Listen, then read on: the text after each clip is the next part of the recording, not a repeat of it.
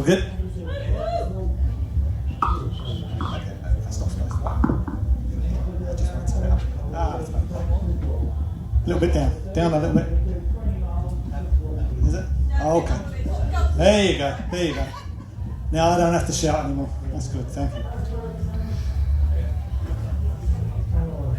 So, here we go. Just Mick. Let's see how it goes, shall we? We've got 10 minutes, 5 stories.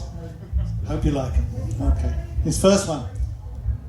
It started on the seafront, so very early in the morning, but quickly washed its way into the day. I blinked. I rubbed my eyes, but it arrived without a warning. And in a second, I was lost and all astray.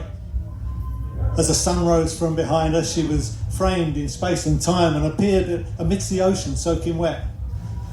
I'm not one for rash decisions, but my pulse began to climb as I traced the outline of her silhouette. She danced along the water's edge, exposing the horizon, and beckoned me to step down to the shore. And convinced this was the only one I probably would set eyes on, I ran along the beach to see some more. She raised her tired head, and as she gazed in my direction, her tired eyes reflected in the waves. I stepped a little closer to maintain this sweet connection in the hope this special moment could be saved. And still I ventured ever nearer and saw her drift towards the sun.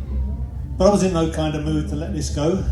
And as the tide began to turn, I felt the race had just begun. And I was desperate. I should be the first to know. Was she real or just a dream? Would I wait to find her gone, or would she end up in my arms upon the beach?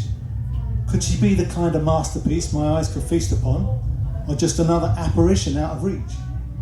And so I ran into the sea until my clothes were fully soaked, but still she drifted on the fast receding tide. But I wasn't giving up. My beating heart had been provoked into believing I had found the perfect bride. I heaved a breath and I reached for her, but still she wasn't there. And I watched the outline of her tail begin to dive. And in a second, she was gone.